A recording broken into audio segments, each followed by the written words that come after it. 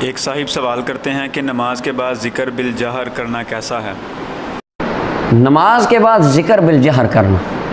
اس کے بارے میں علماء کرام کے اندر دو آراء پائی جاتی ہیں۔ نماز کے بعد ذکر بالجہر کرنا جائز ہے، اس کے اندر تو کوئی اختلاف نہیں ہے۔ صحیح مسلم کے اندر، سنن النسائی اور ابو داؤد کے اندر، اور 7 مصابیح السنہ امام بغوی، ان 4 کتابوں کے الفاظ کو سمیٹ کے خطیب تبریزی رحمۃ اللہ علیہ نے مشکات المصابیح کتاب الصلاۃ کے اندر ایک حدیث لکھی ہے، اور حدیث اس باب کے اندر لکھی باب الذکر بعد الصلاۃ، نماز کے بعد ذکر کرنے کا باب، اس کے اندر ساری حدیثیں لکھی، اور یہ اس کے اندر تو کوئی اختلاف نہیں کہ نماز کے بعد ذکر کرنا نبی علیہ السلام سے ثابت ہے، بخاری مسلم کی سینکڑوں حدیثیں۔ سوال ہے ذکر بالجہر کرنا، اس کے اندر وہ ایک روایت لکھتے ہیں کہ عبداللہ بن زبیر رضی اللہ تعالیٰ عنہ فرماتے تھے کہ نبی صلی اللہ علیہ وسلم کان رسول اللہ صلی اللہ علیہ وسلم یقول بصوتہ الاعلی، سرکار بلند آواز سے ہر نماز کے بعد پڑھتے تھے اشہد ان لا الہ الا اللہ وحدہ لا شریک لہ، وہ سارے آگے کلمات اور بھی ہیں، لا حول ولا قوۃ الا باللہ، یہ بھی سارے کہ آقا کریم علیہ السلام بلند آواز سے پڑھتے تھے۔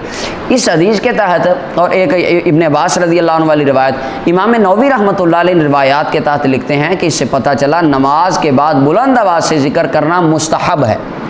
بعض علماء فرماتے ہیں کہ نماز کے بعد وہ جو رسول اللہ نے بلند آواز سے ذکر فرمایا تھا وہ صرف صحابہ کرام کو تعلیم دینے کے لیے تھا کہ نماز کے بعد ذکر کرنا چاہیے،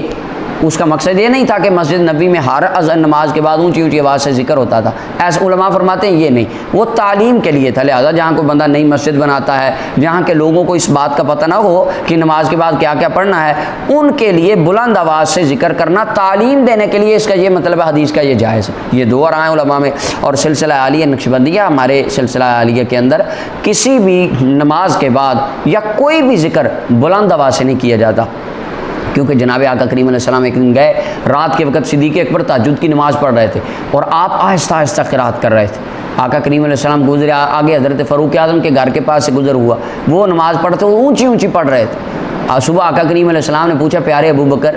تو آہستہ کیوں پڑھ رہا تھا؟ عرض کی یا رسول اللہ میں جس کے لیے پڑھ رہا تھا نا وہ آہستہ بھی سن لیتا ہے۔ حضرت عمر سے پوچھا عمر تو بلند کیوں پڑھ رہا تھا؟ عرض کی یا رسول اللہ رب کو سنا رہا تھا، شیطان کو بھگا رہا تھا۔ میرا ایمان ہے کہ اللہ تعالیٰ آہستہ بھی سنتا ہے لیکن اونچی اس لیے پڑھ رہا تھا شیطان قریب نہ آئے۔ تو دونوں رنگ حدیث مصطفیٰ میں پائے گئے، آقا کریم اسلام کے صحابہ میں پائے گئے۔ اگر کوئی بلند کرتا ہے وہ بھی بہتر ہے، اگر کوئی آہستہ کرتا ہے وہ بھی بہتر ہے، دونوں طریقے جائز، کسی پر تان نہیں کرنی چاہیے۔ اس کے علاوہ ہمارے جتنے بڑے صوفیاء کرام کے